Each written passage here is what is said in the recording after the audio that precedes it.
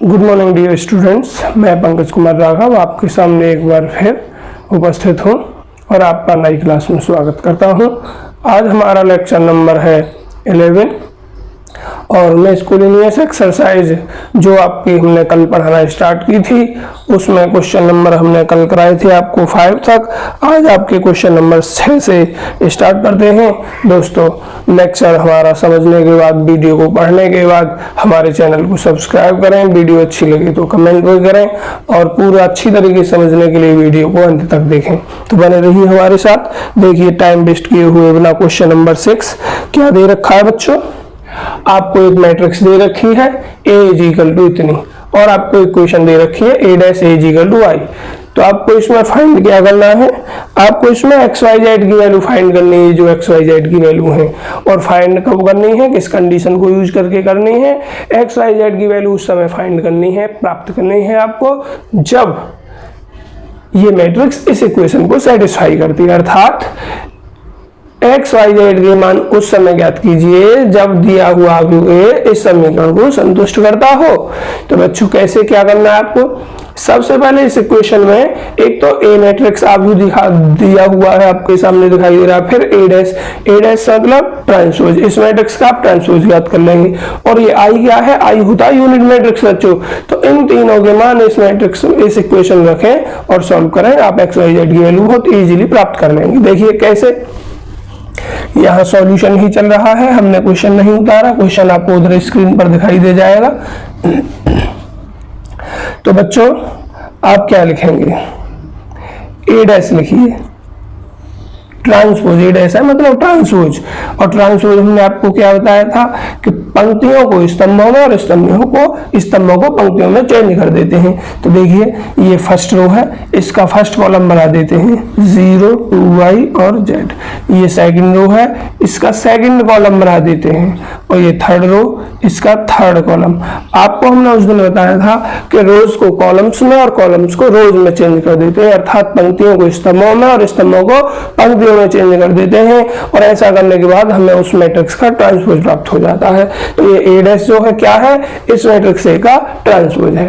तो अब I भी आप जानते हैं, I 3x3 का यूनिट मैट्रिक्स होता है।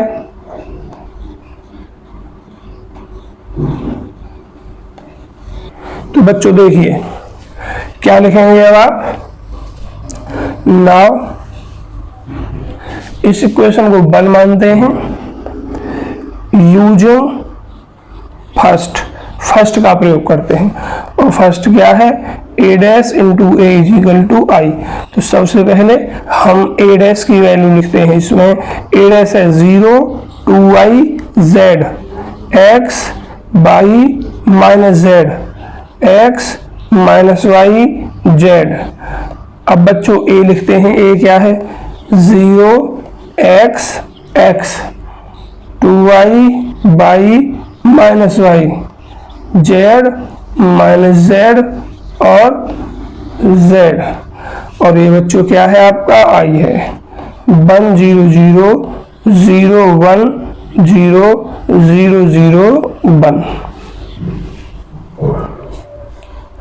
देखिए, आपको यह दिखाई दे रहा है कि इस रो में से हम y निकाल लें, लेकिन आगे में किसी रो में से कोई भी अवयव कॉलम नहीं लिया जाता है।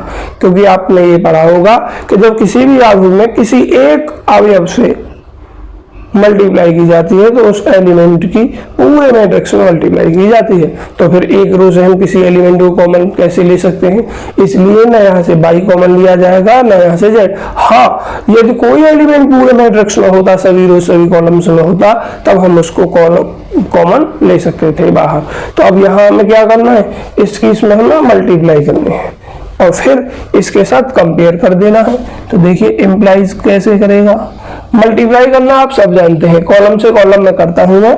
तो फर्स्ट कॉलम की फर्स्ट एलिमेंट में यहाँ पहले इस पूरे मैट्रिक्स की इस फर्स्ट कॉलम में ही मल्टीप्लाई करनी है। बच्चों, जिन विद्यार्थियों पर गुणा समझ में नहीं आती वो मल्टीप्लिकेशन वाली एक्सरसाइज देखें हमारी, हमने उसमें डिटेल में मल्टीप्लिकेशन आपको समझा रखे हैं। फिर भी यहाँ समझा कर ही करते हैं। 0 की मल्टीप्लाई 0 में 0, 2y की मल्टीप्लाई 0 में 0, z की मल्टीप्लाई 0 में 0। अभी क्या खत्म हुआ, फर्स्ट कॉलम, फर्स्ट एलिमेंट खत्म हो गया। अब इस मैट्रिक्स का सेकंड कॉलम और इस कॉलम का second element, x multiply x में एक्स स्क्वायर। बच्चों हम प्लस का निशान जो भी है मतलब कोई वो चिन्ह लगाते हैं हम जब अगले कॉलम की मल्टीप्लाई नेक्स्ट एलिमेंट में करते हैं तो साइन का यूज करना है। y की मल्टीप्लाई x में एक्स वाई। अब देखिए ये माइनस का है और ये प्लस का है, माइनस प्लस माइनस क्या हो जाएगा zx। बच्चों अब सेकंड कॉलम से कहाँ गए, थर्ड कॉलम पर, और यहाँ सेकंड एलिमेंट से गए थर्ड एलिमेंट पर, तो साइन लगेगा, ये भी प्लस का ये भी प्लस का, तो प्लस लग जाएगा बच्चों। माइनस का हम कर रहे हैं थर्ड, उसकी थर्ड कॉलम की, तो ये प्लस का ये प्लस का, तो प्लस एक्स स्क्वायर, ये माइनस ये प्लस, माइनस का एक्स वाई, ये प्लस जेड एक्स। अभी आपने प्राप्त किया है इस पूरे मैट्रिक्स मल्टीप्लाई आप यहां कर चुके हैं। अब आपको सेकंड कॉलम की तरफ चलना है, नेम वही फर्स्ट एलिमेंट, तो यहाँ से फर्स्ट कॉलम 0 की 2y में। और बच्चों जब दूसरे मैट्रिक्स का सेकंड कॉलम ले लिया जाएगा तो इस पे छोड़ दिया जाएगा, तो ये जो बनकर तैयार हुआ फर्स्ट कॉलम तैयार हुआ। अब तैयार होगा सेकंड कॉलम, 0 की 2y में 0, 2y की 2y में 4y स्क्वायर और z की 2y में 2yz।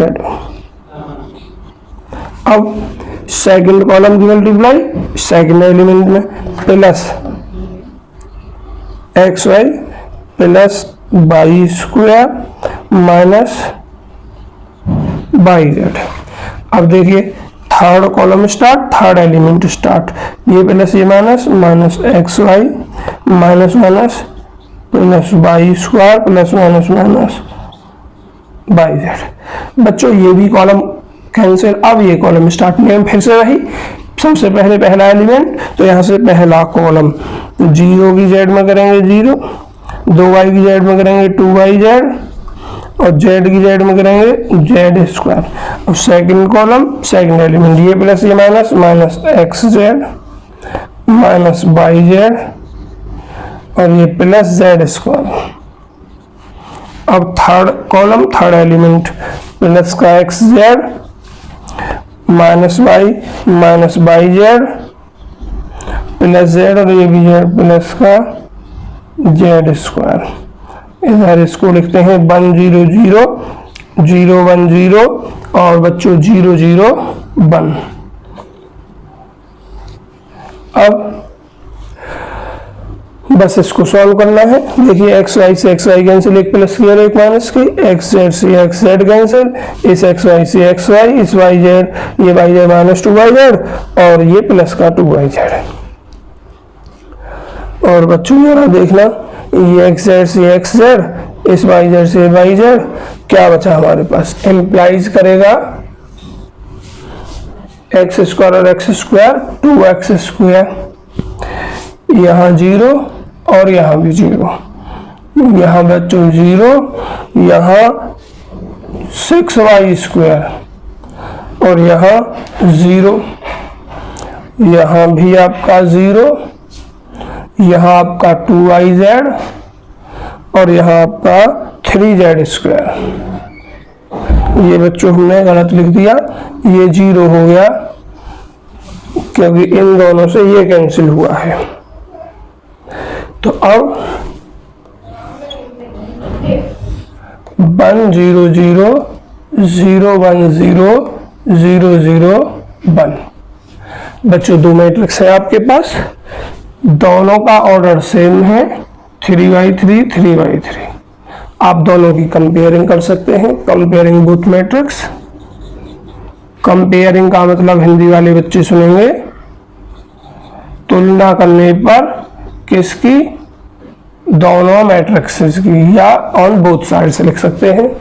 तो देखिए ये सब एलिमेंट 0 है तो नॉन जीरो एलिमेंट की कंपेयर कीजिए। 2x स्क्वायर फर्स्ट कॉलम का फर्स्ट एलिमेंट इतना और यहाँ कितना 1, तो यहाँ से इंप्लाइज करके क्या प्राप्त होगा, x square is equal to 1/2। तो स्क्वायर रूट करेंगे तो प्लस माइनस 1/√2। अब सेकंड रो का सेकंड एलिमेंट 6y स्क्वायर, इधर ये क्या है सेकंड रो का सेकंड एलिमेंट 1, तो एम्प्लाइज क्या करेगा, वाई स्क्वायर इक्वल टू 1/6 है, तो y is equal to plus minus, देखिए 1 का वर्गमूल स्क्वायर रूट 1 होगा और 6 का हो जाएगा अंडर रूट 6। और बच्चों अभी ये रह गया थर्ड रो का थर्ड एलिमेंट 3z स्क्वायर और थर्ड रो का थर्ड एलिमेंट 1, तो एम्प्लाइज क्या करेगा, z स्क्वायर इक्वल टू 1/3, तो z इज इक्वल टू हो जाएगा प्लस 1/8 अंडर रूट 3। ये आपके x y z के मान आ गए। तो अब आप यहाँ लिख देंगे हैंस अतः x is equal to plus 1/√2, y is equal to plus 1/√6 और z equal to plus 1/√3। Answer. सभी विद्यार्थियों की समझ में आ रहा होगा। कोई भी प्रॉब्लम हो यदि आपको तो आप कमेंट में पूछ सकते हो। क्वेश्चन नंबर 7,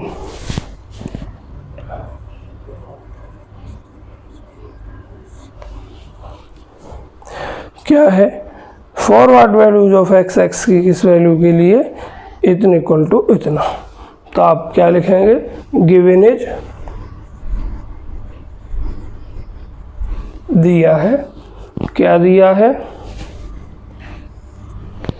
1 to 1, ये रो मैट्रिक्स है, पंक्ति आव्यूह, ये वर्ग आव्यूह है 1 to 1 और 2 0 0 और 0 1 2। फिर यहाँ आपको बच्चों कॉलम मैट्रिक्स दे रखा है यहाँ, अर्थात स्तंभाव्यूह 0 2x 2x और यहाँ बच्चों O का मतलब जानते हैं शून्य मैट्रिक्स। तो और हमें क्या करना है, x की वैल्यू फाइंड करनी है। तो we have to find x, we have to find the value of x, हमें x की वैल्यू फाइंड करनी है। तो ज़रा देखते हैं, तो लिखते हैं we have, हम रख रहे हैं 1 to 1 1 to 1 2 0 0 0 1 2 0 2x और ये शून्य मैट्रिक्स को मैं लिख ले रहा हूँ इतना। बच्चों आपके पास 3 मैट्रिक्स हैं जो मल्टीप्लाइकेशन में हैं, इनको मल्टीप्लाई करना है। पहले आप इन दोनों की कर दें, जो रिजल्ट आए उसकी इसके साथ, या पहले आप मल्टीप्लाई कर दें इन दोनों की, जो रिजल्ट आए उसके इसके साथ। मल्टीप्लाइकेशन मतलब जानते हैं आप गुणा। तो हम पहले इसकी और इसकी मल्टीप्लाई कर रहे हैं। फर्स्ट जो रो मैट्रिक्स दे रखा है उसको सेम लिखते हैं और आपको मल्टीप्लाइकेशन करनी आती ही है। इस मैट्रिक्स के साथ जब इसकी कर रहे हैं तो इसमें एक कॉलम है, कोई प्रॉब्लम नहीं। देखिए ज़रा इसकी आप इसके साथ मल्टीप्लाई करेंगे, 1 0 0 2 0 0 1 0 0। फर्स्ट कॉलम फर्स्ट एलिमेंट खत्म, सेकंड कॉलम सेकंड एलिमेंट, 2 दूनी 4, 0 हो जाएगा दोनों जगह। अब इसकी इसमें कर रहे हैं 0x 0 1x x और 2x 2x 0 0 0। बच्चों देखना ज़रा, ये 1 2 1 और ये 4, ये x, ये 2x। देखना बच्चों, जब हमें वैल्यू निकलवाया तो गुणा तो संभव होगी, पर फिर भी चेक कर लेते हैं। देखिए इसका क्रम क्या है, 1 गुणा 3, क्योंकि इसमें 1 रो है और 3 स्तंभ है, और इसमें क्या है 1 स्तंभ है 3 रो हैं। तो इसका हो जाएगा 3 गुणा 1, इसका 1 गुणा 3, इसका 3 गुणा 1। अर्थात आपने क्या देखा, इसमें स्तंभों की संख्या और इसमें पंक्तियों की संख्या समान है, इसलिए यह गुणा संभव है। कैसे, इसका जो क्रम है वो 1 गुणा 3 है और इसका जो क्रम है वो 3 गुणा 1 है। कैसे लिखते हैं क्रम? पंक्तियों की संख्या गुणा स्तंभों की संख्या। इसमें पंक्ति 1 स्तंभ 3 तो 1 गुणा 3, इसमें 3 पंक्ति स्तंभ 1 3 गुणा 1। तो देखिए ये सेम, पहले में स्तंभ और दूसरे में पंक्ति जब सेम होती हैं तो गुणा संभव होती है। तो इसका मतलब यहाँ मेरे भाई और बहनों को गुणा करनी है। गुणा करने का नियम बिल्कुल ऐसे ही जैसे कि हम करते हैं।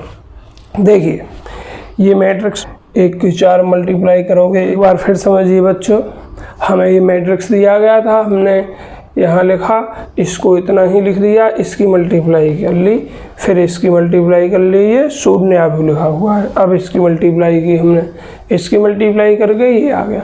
इसमें देखिए सिर्फ एक ही कॉलम है, एक ही स्तंभ है, तो हम ये जो शून्य अभी लिखा हुआ है इसको भी इसी प्रकार लिखेंगे कि उसमें एक ही कॉलम हो और एक ही आपका स्तंभ हो। तो वो लिख दिया हमने कितना,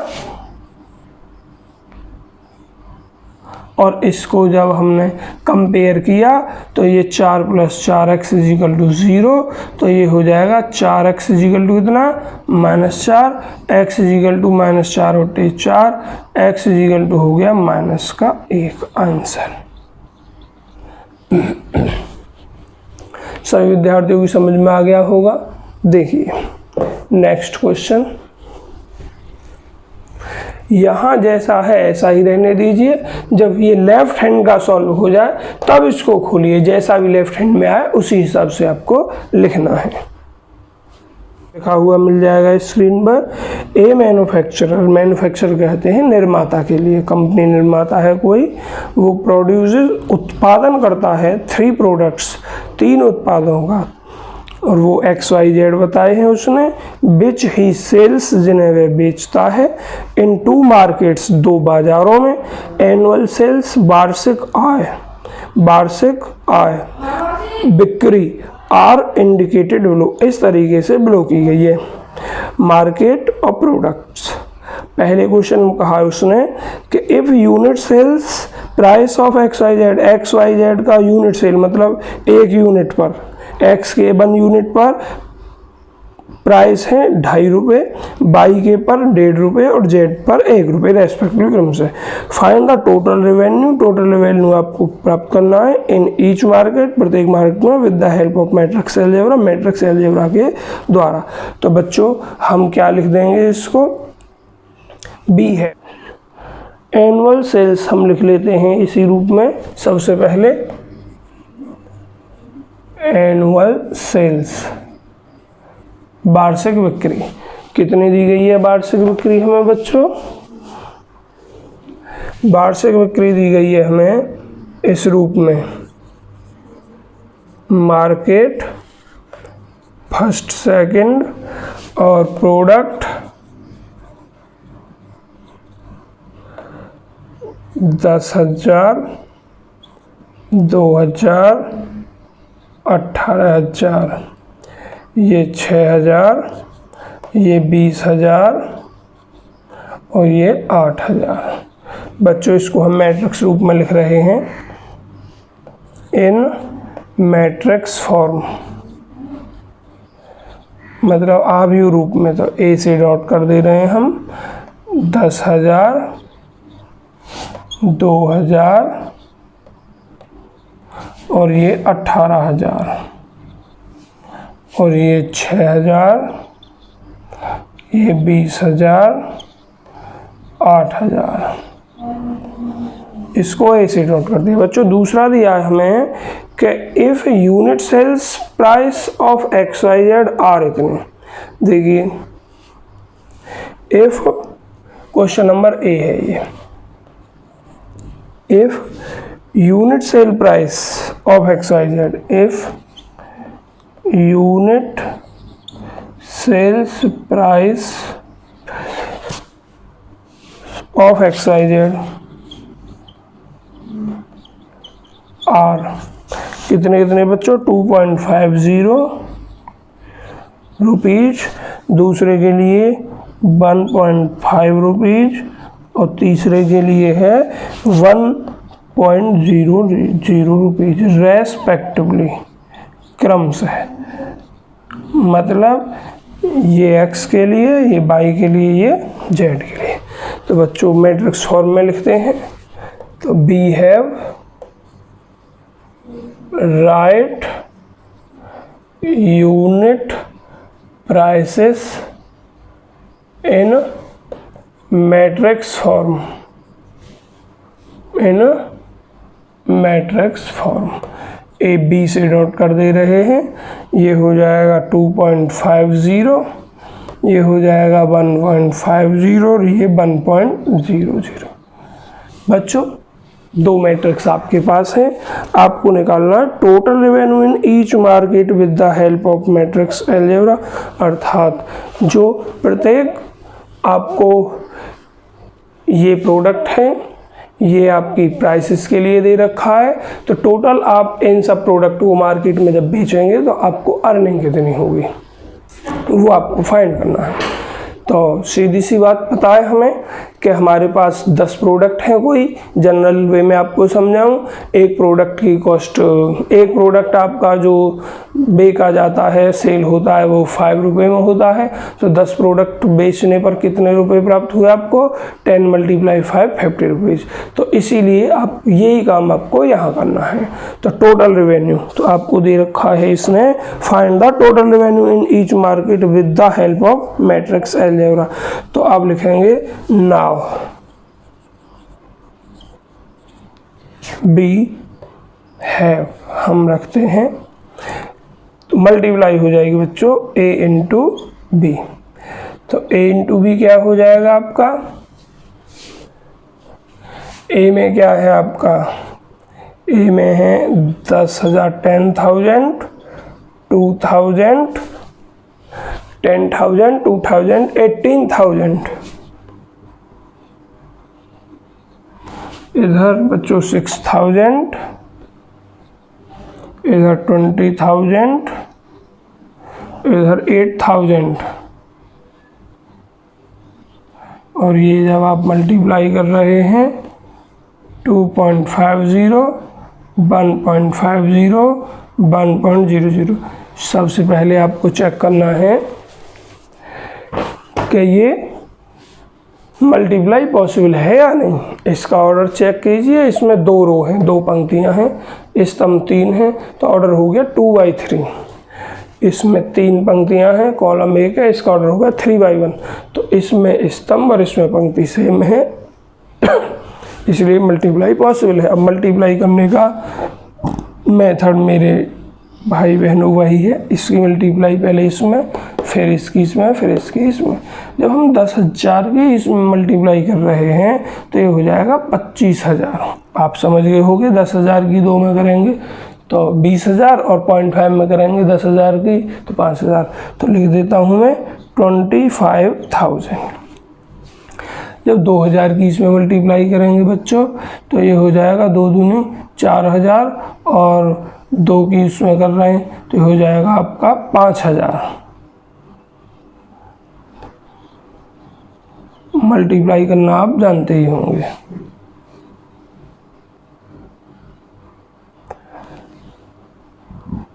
अब इसकी करेंगे आप 18 दूनी 36 और 9, ये हो जाएगा बच्चों 45,000।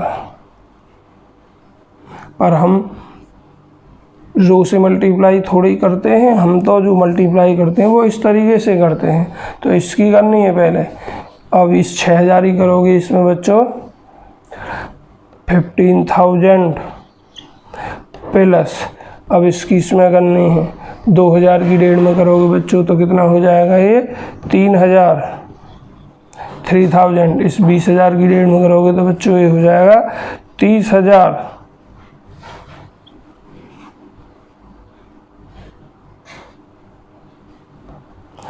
अब इसकी करोगे बच्चों तो ये 18 एकन 18,000 और ये 8 एकन 8,000।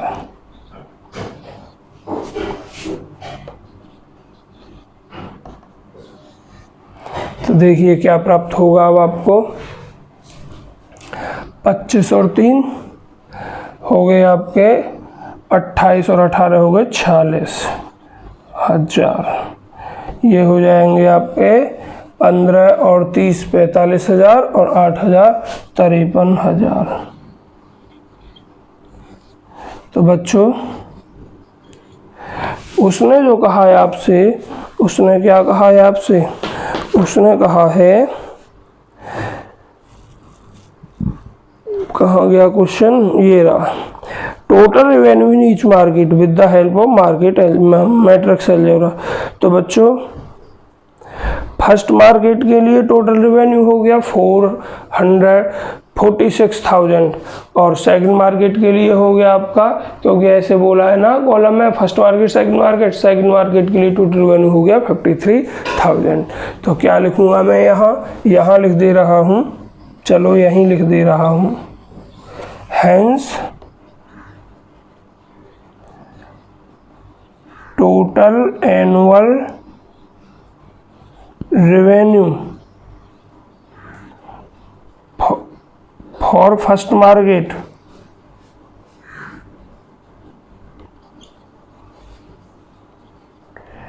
इज 46,000। बच्चों मेरे पास स्पेस कम है, सेकंड के लिए आप स्वयं लिख लेंगे। बच्चों क्वेश्चन नंबर बी पार्ट देखते हैं। इस क्वेश्चन नंबर बी में जो इसने कहा है, क्या कहा है, if the unit cost of above 3 commodities are इतने इतने इतने पैसे respectively find the gross profit. बच्चों आपको इसमें प्रॉफिट ज्ञात करना है, तो आप जानते हैं प्रॉफिट ज्ञात करने के लिए क्या किया जाता है। उसमें दो चीज़ होती हैं प्रॉफिट ज्ञात करने के लिए। प्रॉफिट कहते हैं हम लाभ क्या होता है बच्चों, लाभ होता है हमने कोई चीज़ खरीदी, माना 10 रुपये में, बेची 5 रुपये में, तो हमें लाभ प्राप्त हुआ या हानि, हमें हानि प्राप्त हुई, लॉस हो गया। और यदि हम किसी भी वस्तु को परचेज कर रहे हैं, खरीद रहे हैं 10 रुपये में और बेच रहे हैं, सेल कर रहे हैं 20 रुपये में, तो अब हमारा बिक्री मूल्य अधिक है खरीदे हुए मूल्य से, परचेज मूल्य से, क्रय मूल्य से, और कितना अधिक है 20 - 10 रुपये, तो 10 रुपये का हमें प्रॉफिट हो गया। इसका मतलब जब बिक्री मूल्य अर्थात सेलिंग प्राइस बड़ा हो, किससे, परचेज मूल्य से अर्थात क्रय मूल्य से, तब हमें प्रॉफिट होता है। तो इसमें बच्चों हम एक चीज़ ज्ञात कर चुके हैं और हमें प्रॉफिट ज्ञात कर रहा है, ये सेलिंग प्राइस है, ये सेलिंग प्राइस है। अब हम इसमें कॉस्ट प्राइस ज्ञात कर लेंगे, क्योंकि हमसे कहा है इसने if the unit cost of the 3 commodities, ऊपर 3 कमोडिटीज के लिए जो कॉस्ट है वो इतने इतने इतने हैं, तो आपको प्रॉफिट फाइंड करना है। तो बच्चों क्वेश्चन इसी तरीके से रहेगा, बी क्वेश्चन यहाँ ये लिखेंगे, यहाँ ये लिखा जाएगा, यूनिट सेल्स की जगह यहाँ लिख देंगे यूनिट कॉस्ट प्राइस। क्या लिखेंगे, यूनिट कॉस्ट प्राइस, जो भी लैंग्वेज लिखी हुई उसमें, और फिर ये जो दे रखा है बी लिखेंगे, इस तरीके से उन एलिमेंट को लिख देंगे, फिर यही काम करेंगे। यहाँ बी का मान जो भी आएगा नया, यहाँ आ जाएगा मान आपका 2 बन और 50 पैसे को रुपए में बना लेना आप, तो ये हो जाएगा 0.5, 50 पैसे को रुपए में जब बनाओगे तो बच्चों आप इसमें लिख देंगे, उसे मल्टीप्लाई कर देंगे, तो यहाँ आपका प्राप्त होगा फर्स्ट बाजार के लिए कॉस्ट और ये सेकंड के लिए कॉस्ट, और आप इसमें से उसे घटा देंगे और लिख देंगे। आपको स्वयं करना है ये, मतलब ये तो आपको निकला है टोटल रेवेन्यू मतलब सेलिंग प्राइस। जब यहाँ कॉस्ट प्राइस लोगे इसमें तो वो निकलेगा कॉस्ट प्राइस, और प्रॉफिट निकालने के लिए आपको सब्ट्रैक्ट कर देना है।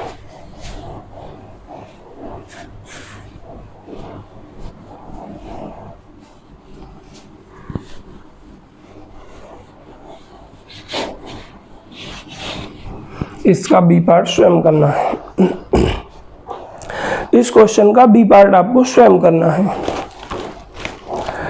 बच्चों अब आपको एक क्वेश्चन जो इम्पोर्टेंट है 12 और कराते हैं, और बहुत ही ज़्यादा मोस्ट इम्पोर्टेंट क्वेश्चन आपका एग्जाम्पल है 98 पेज पर, एग्जाम्पल नंबर 26 वो भी करेंगे। और एग्जाम्पल तो बच्चों आपको इस बुक के एनसीईआरटी के मोस्टली करने ही चाहिए, क्योंकि इस बुक की अपेक्षा क्वेश्चन एग्जाम्पल से ही आते हैं। क्या दिया है इसमें, if A and B are square matrix of the same order. मैं पूरा क्वेश्चन उधर लिख दूंगा आपका जब आप पढ़ेंगे, फिर यहाँ शॉर्ट में ही लिख रहा हूँ। If A and B are square matrix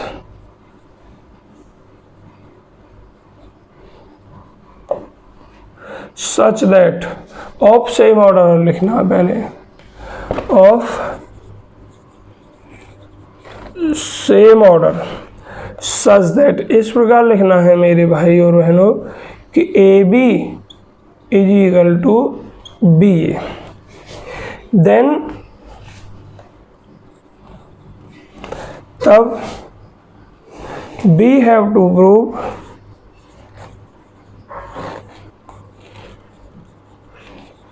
हमें सिद्ध करना है ए बी की power n is equal to B की पावर एन ए, और by mathematical induction, by mathematical induction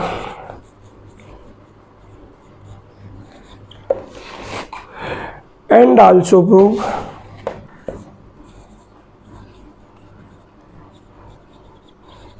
और हमें ये भी प्रूव करना है ए बी की power n equal to B a की पावर एन इंटू बी की पावर एन।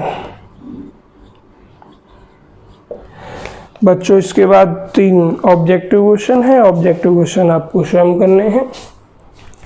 तो देखिए क्या है, and also prove a B की घात एन इक्वल टू ए की घात एन इंटू बी की पावर एन।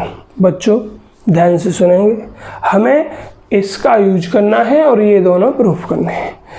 मैथमेटिकल इंडक्शन से जब आप प्रूफ करते हैं तो आपको 3 स्टेप यूज करने होते हैं, n-1 n-k और k+1 के लिए। तो देखिए सबसे पहले हम इसको सिद्ध कर रहे हैं। Now first we have to prove,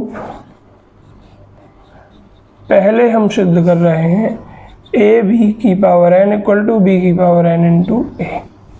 देखिए स्टेप नंबर 1 में n बराबर 1 फॉर n इक्वल टू 1, तो LHS लेते हैं। n बराबर 1 जब इसमें रखेंगे हम ए बी की पावर 1 तो ए बी हो जाएगा। RHS लिखते हैं, RHS है मेरे भाइयों आपका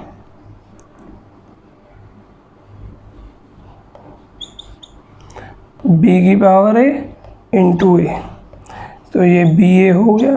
तो ये दोनों तो बराबर हैं नहीं, बट हमें दिया क्या है, ए बी बराबर बी ए तो बी ए को हमने ए बी लिख दिया। सिंस, यहाँ लिख देना सिंस, चूंकि गिवन इज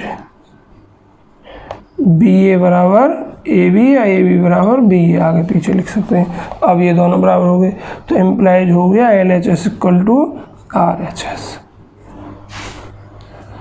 अब आप क्या लिखेंगे, अब लिखेंगे हेंस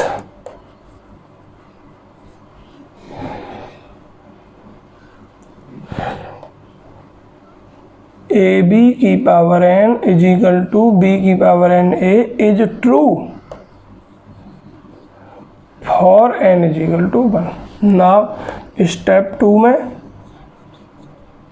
लेट बी सपोज, हम सपोज करते हैं दैट के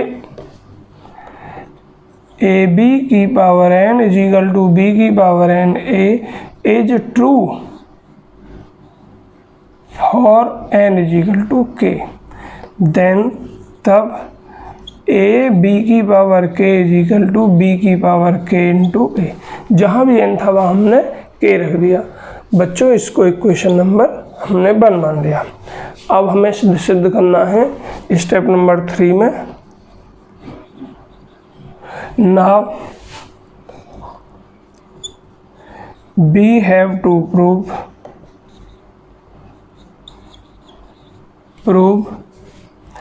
ए बी की power n is equal to B की power n a for n equal to k+1।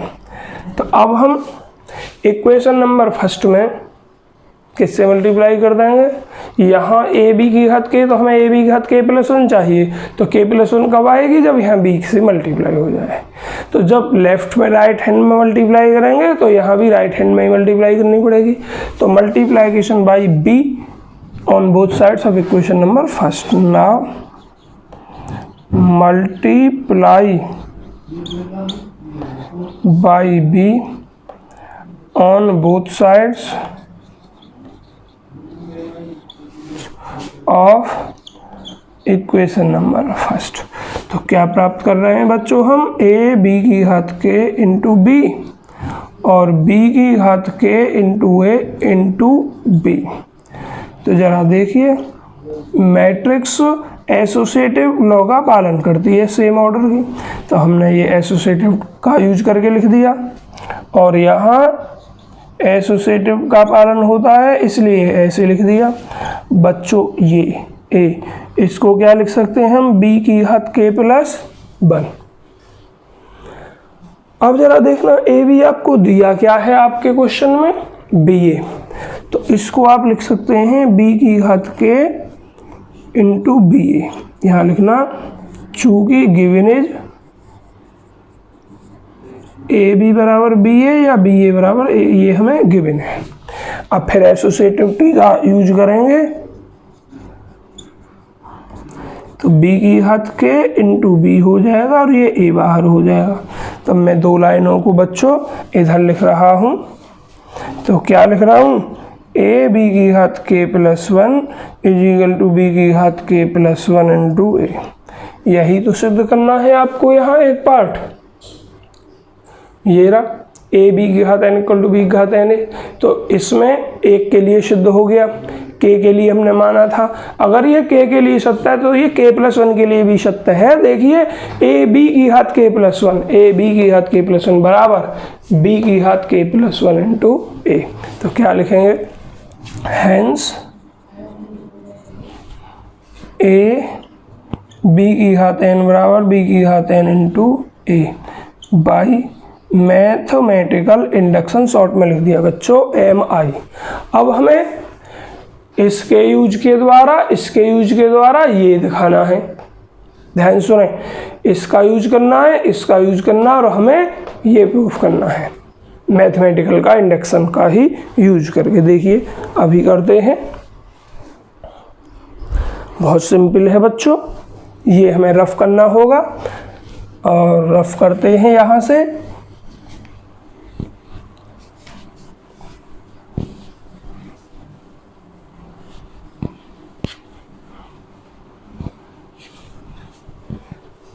देखिए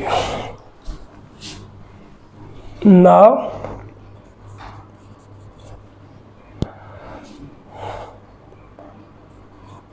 वी हैव टू प्रूव, अब हमें सिद्ध करना है दैट के ए बी की घात n is equal to a की घात n इंटू बी की घात n। तो सबसे पहले for n is equal to 1, step number 1 ही है ये, तो LHS लिखेंगे आप, तो ए बी की पावर 1, तो ए बी हो जाएगा।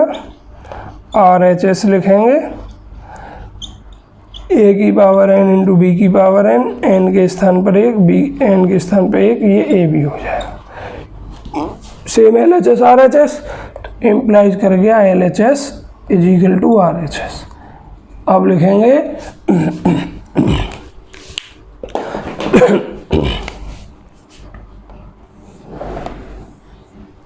नाउ बी सपोज, हम सपोज करते हैं कि ए बी की power n is equal to a की पावर n बी की power n is true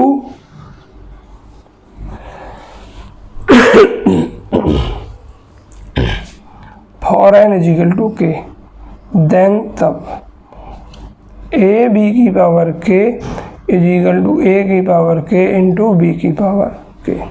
equation मान लीजिए बच्चों इसको 2। अब देखिए नाउ बी है। अब हम रखते हैं for n is equal to k+1, जब n इजिकल टू k+1 हो। तो अभी क्वेश्चन नंबर सेकंड में बच्चों ए बी की घात k+1 कब आए, जब यहाँ ए बी हो, तो ए बी से मल्टीप्लाई कर देंगे। तो now multiplying in equation number second by a b. देखिए क्या हो रहा है, ए बी की power k into a b is equal to a की पावर k इंटू बी की power k into a b. तो बच्चों LHS तो ये डायरेक्ट लिखी जाएगी, ए बी की घात k+1, RHS में समझना है आपको, ए की घात k इंटू बी की घात k इंटू ए बी। बच्चों ए बी हमें ये जो रिजल्ट प्रूफ करना है इन दोनों रिजल्टों का यूज करके करना है और मैथमेटिकल इंडक्शन का। तो हमें ए बी को क्या दे रखा है, बी ए दे रखा है, तो ए की घात के इंटू बी की घात के, ए बी को लिख देंगे आप बी ए, सिंस चूंकि गिवन एज दिया है ए बी बराबर बी ए।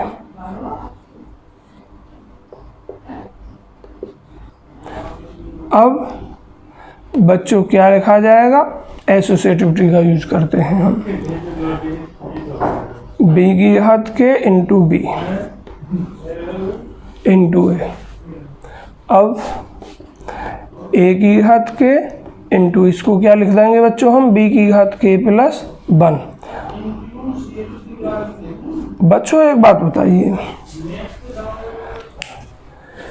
बी की घात k+1 इंटू ए को आपने जब ये रिजल्ट प्रूफ किया था ये, तो n बराबर k+1 के लिए क्या आया था, ए बी की घात k+1 इजिकल टू बी की घात k+1 इंटू ए, ये आया था या नहीं, जब ये शुद्ध गया था तो लास्ट पार्ट n बराबर k+1 के लिए।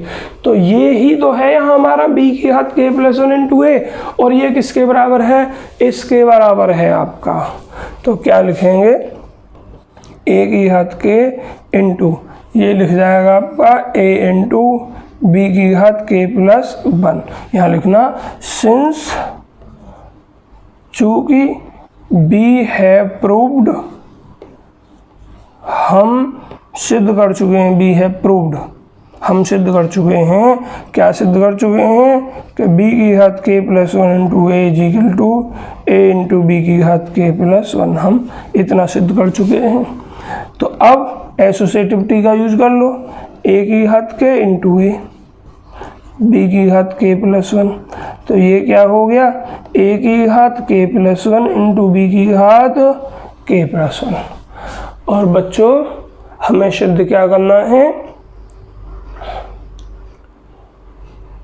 हमारा ये रहा क्वेश्चन, हमें ये ही सिद्ध करना। देखो ए बी की घात n, तो n के स्थान पर LHS में हमारा क्या है k+1, क्योंकि k+1 के लिए सिद्ध कर रहे हैं। a की घात n के स्थान पर क्या k+1, b की घात n क्या है k+1। क्लियर, तो लिख देना। तो इम्प्लाइज कर गया आपका ये आपका RHS है। तो ए बी की power k+1 is equal to a की पावर k+1 इंटू बी की पावर k+1, वही फॉर्म हो गई, n के स्थान पर k+1 आ गया जो कि। तो क्या लिख देंगे, हैंस इतने इजिकल टू इतने is true for n equal to 1, n equal to k and n equal to k+1, hence by mathematical induction the given statement is true. ये मैंने बोला है, आप स्वयं लिखेंगे। तो बच्चों आप ऑब्जेक्टिव क्वेश्चन दे रखे हैं इसमें 3, 13, 14, 15। यदि कोई ऑब्जेक्टिव क्वेश्चन आपकी समझ में नहीं आता है तो आप कमेंट्स कर दें, हम उन क्वेश्चन को समझा देंगे। और इस एक्सरसाइज में 1-2 क्वेश्चन हमने छोड़ दिया है, जैसे ही क्वेश्चन नंबर है आपका 11, कोई ज़रूरत नहीं है इसको करने की, बाकी सभी क्वेश्चन आपको करने हैं। बच्चों NCERT की बुक में जो भी मैट्रिक्स दे रखा था हमने आपको ख़त्म करा दिया है, पूरा कंप्लीट करा दिया है, लेकिन फिर भी हमारे विचार में अभी आपके कुछ और इम्पोर्टेंट क्वेश्चंस हैं मैट्रिक्स में जो एनसीईआरटी की बुक में नहीं दे रखे हैं, तो आपको वो भी करने हैं। तो उन प्रश्नों के लिए बच्चों हम कल आपका एक नया लेक्चर बनाएंगे, जिस लेक्चर में अदर बुक्स जो हैं आपकी, जैसे अरिहंत है और अरिहंत पब्लिकेशन और तुम्हारा चित्रा पब्लिकेशन है जिसमें मास्टरमाइंड की बुक है, विद्या पब्लिकेशन है, ये जो भी बुक्स हैं इनमें जो भी कुछ इम्पोर्टेंट क्वेश्चन और ऐसे होंगे जो आपकी एनसीईआरटी की बुक में नहीं है, तो 1 या 2 लेक्चर बच्चों हम आपको पढ़ाएंगे एक्स्ट्रा। आप एक्स्ट्रा एक्सरसाइज नाम डाल लेंगे उसका, इसमें आपने पढ़ी 5 एक्सरसाइज विविध को लगाकर, तो उसको डाल लेंगे आप 3.6 एक्स्ट्रा इम्पोर्टेंट क्वेश्चंस या अदर इम्पोर्टेंट क्वेश्चंस के नाम से, जिन्हें हम आपको कल और अगले दिन कम से कम 2 लेक्चर्स में, मैक्सिमम 3 लेक्चर्स भी हो सकते हैं, आपको कराएंगे। तो बच्चों आपको हमारे द्वारा पढ़ाया हुआ लेक्चर कैसा लगा प्लीज़ कमेंट बॉक्स में बताएं। आप हमारी वीडियो को देखें, अंत तक देखें। यदि आपके समझ में हमारे द्वारा पढ़ाया हुआ लेक्चर अच्छी तरीके से समझ में आया हो, तो आप हमारी वीडियो को लाइक करें, कमेंट्स करें और अपने फ्रेंड्स के साथ शेयर करें। और दोस्तों आपसे हमारा अनुरोध है कि हमारे चैनल को सब्सक्राइब करें ताकि आप पूरा syllabus YouTube channel Raghav institute for mathematics पर कर सकें। थैंक यू दोस्तों। जय हिंद, जय भारत।